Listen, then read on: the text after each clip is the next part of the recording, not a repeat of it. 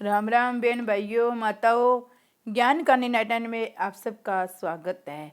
श्री कृष्ण भगवान की जय। आज मैं आपको कार्तिक महात्म्य का 5वां व 6वां अध्याय सुनाऊंगी।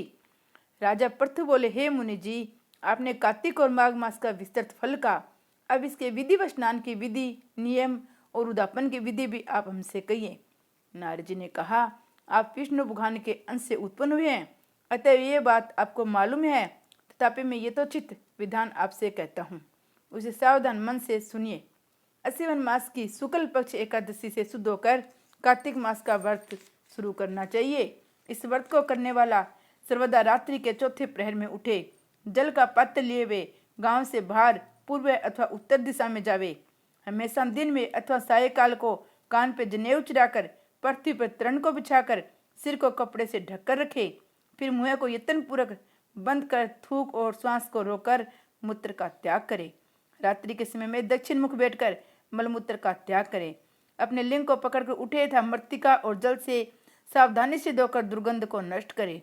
तब सोच क्रिया पूर्ण करे।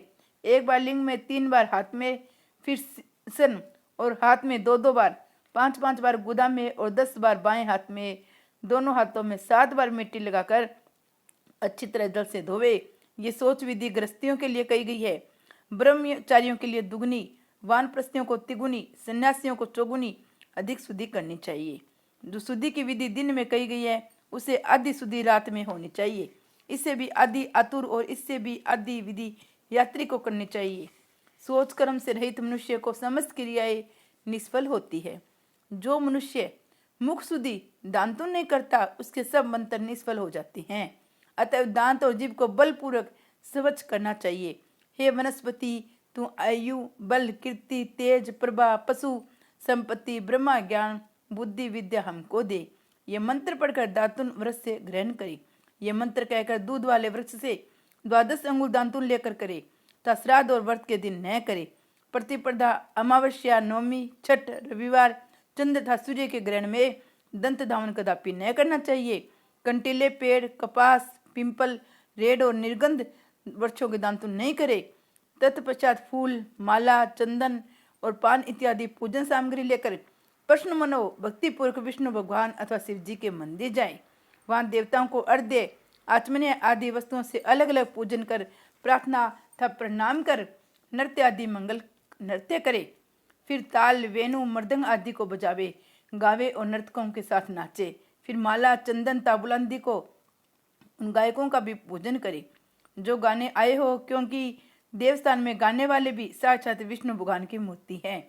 ये लोग सत्य युगादिकों में विष्णु भगवान को तपस्या, योग और दान द्वारा प्रसन्न करते थे, किंतु कलयुग में अनुराग सहित भगवत गुणगान ही भगवान को प्रसन्न करने के लिए प्रदान माना गया है। हे राजन, मैंने एक बार विष्णु भगवान से पूछा था, आप अधिकतर कहाँ रहते हैं? ये सुनकर विष्णु भगवान ने कहा, हे नारद जी, मैं बैकुंठ में अथा योगियों के हृदय में भी नहीं रहता, अपितु जहाँ मेरे भक्त मेरा गुणगान करते हैं वहाँ मैं अवश्य रहा करता हूँ। जो प्राणी चंदन मालादिकों से हमारे भक्तों का पूजन करते हैं, उससे मुझे जैसी प्रीति होती है, वैसी प्रीति मेरे पूजन से भी नहीं हो सकती। जो मूर्ख पुराणों की कथा तब मेरे भक्तों का कीर्तन सुनकर उसकी निंदा करते हैं, वे मेरे सदस्य है। सिरिस, धतूरा, गिरिजा, चमेली, केसर, कंदार, मदार अथा कनेर के फूल और अक्षतों से विष्णु भगवान की पूजा नहीं करनी चाहिए। अडहल, कंद, सिरिज, जूही, मालती, केवड़ा के पुष्पों से शिव जी का पूजन नहीं करना चाहिए। लक्ष्मी की विलासा करने वाले पुरुष को चाहिए कि तुलसी पत्र से गणेश जी की, दुर्वा से दुर्गा जी की, अगस्त्य के फूल से सूर्यनारायण की पूजा न करे। जिन देवताओं के लिए पूजा में जो फूल निर्दिष्ट है, उन्हीं से उनका पूजन न करे। इस प्रकार पूजन समाप्ति के पश्चात देवाधिदेव विष्णु भगवान से क्षमा याचना करे। हे सुरेश्वर, हे देव, मेरे पास न मंत्र है न क्रिया, भक्ति से भी मैं हीन हूँ। जो कुछ भी आपकी पूजा मैंने की है, आप हमारी उस पूजा की पूर्ण करें। इतना करने के बाद परिक्रमा करके दंडवत प्रणाम कर पुनः क्षमा प्रार्थना करके गायन कीर्तन आदि करना चाहिए। जो मनुष्य शिव और विष्णु भगवान की विधि पूर्वक कार्तिक मास की रात्रि में पूजा करते हैं, वे पतिव्रत होकर अपने पुरुषों के साथ विष्णु लोक हो जाते हैं। श्री कृष्ण भगवान की जय। 6वां अध्याय। नारद जी बोले, जब 2 घड़ी रात शेष रहे, तब तिल, कुश, अक्षय, चंदनादि लेकर शुद्ध होकर जलाशय पर जाए। नहर की अपेक्षा कर्म से 10 गुना झरना में, झरना से 10 गुना नदी में, नदी से 10 गुना संगम पर स्नान करने से फल का है। तीर्थ में स्नान करने से इनका दूना फल हो का गया है। स्नान के पूरे विष्णु भगवान का ध्यान करके स्नानार्थ संकल्प करे। फिर तीर्थ में उपस्थित देवताओं को कर्मस अर्ध्य पाद आचमिन देवे। अर्ध्य मंत्रार्थ, हे कमलनाथ आपको नमस्कार है, हे जल साई भगवान आपको नमस्कार है, हे ऋषिकेश आपको प्रणाम, मेरे दिए हुए अर्ध्य को आप ग्रहण करें। बैकुंठ प्रयाग था बंद्रीकर्ण में, जहाँ कहीं विष्णु भगवान गए वहाँ विष्णु भगवान ने 3 प्रकार से अपना पैर रखा। अतएव जहाँ कहीं विष्णु भगवान ने अपना चरण रखा वहाँ पर ऋषि वेद यज्ञों के सहित समस्त देवता मेरी रक्षा करते रहे। हे जनार्दन, हे दामोदर, हे देवेश, आपको प्रसन्न करने के लिए मैं विधिवत कार्तिक में स्नान करूँगा। हे दामोदर, मैं आपका ध्यान और आपको प्रणाम करके इस जगह जल में स्नान करने के लिए जा रहा हूँ। आपकी कृपा से मेरे समस्त पाप नष्ट हो जावे। हे हरे, कार्तिक मास में व्रता विधि पूर्वक स्नान करने वाला मैं अर्घ्य देता हूँ, आप राधिका के सहित ग्रहण करें। हे कृष्ण, हे प्रबल राक्षसों को नाश करने वाले भगवान, हे पाप नाशक, इस कार्तिक मास में नित्य नैमित्तिक कर्मों के द्वारा देवी अर्घ्य को आप स्वीकार करें। कार्तिक स्नान का व्रत करने वाला भागीरथी गंगा, विष्णु, शंकर और सूर्य का ध्यान करके जल में प्रवेश करे। नाभि पर्यंत जल में खड़ा होकर विधि पूर्वक स्नान करे। गृहस्थ तिल और आंवले का चूर्ण लगाकर, विधवा स्त्री को यति और तुलसी के मूल की मृतिका लगाकर स्नान करे। सप्तमी, अमावस्या, नौमी, त्रयोदशी, द्वितीया, दसवीं तिथियों को आंवला तथा तिल से स्नान न करना चाहिए।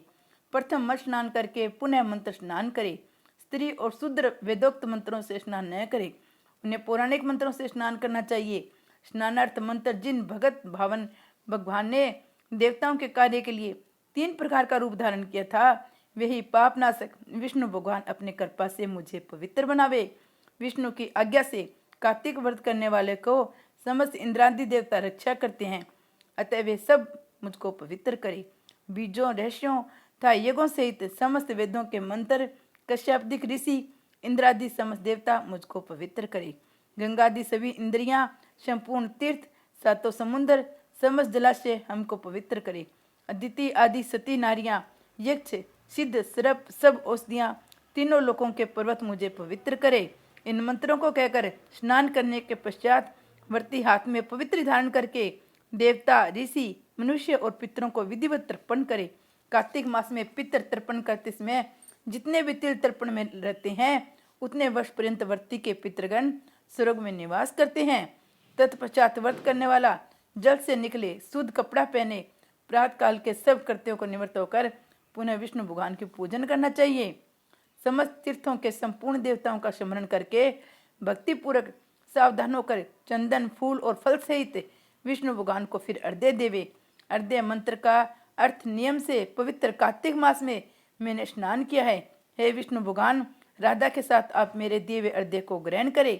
तब चंदन, फूल और तांबुलादि से वेदों के पारगत ब्राह्मणों को श्रद्धा पूर्वक पूजन कर और बारंबार साष्टांग प्रणाम करें।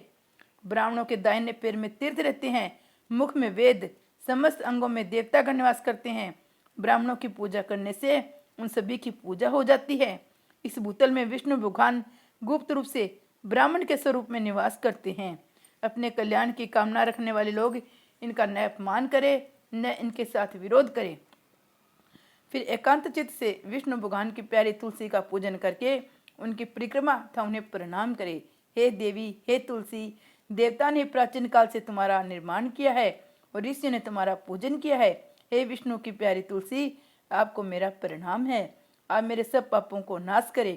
इसके पश्चात स्थिर चित्त से विष्णु भगवान को पूर्णोक्त कथा सुननी चाहिए और भक्ति पूर्वक वेदज्ञ ब्राह्मणों का पूजन करना चाहिए। इस प्रकार भक्ति पूर्वक जो लोग पूर्वोक्त विधान से सब कर्तव्य करता है उसे विष्णु लोक प्राप्त होता है। समस्त रोगों तथा पापों को नष्ट करने वाला, मनुष्य को श्रेष्ठ बुद्धि देने वाला, पुत्र धनादि का साधन, मुक्तिदायक कार्तिक के व्रत के अतिरिक्त कोई उत्तम व्रत इस संसार में नहीं है। जय श्री कृष्ण भगवान की जय।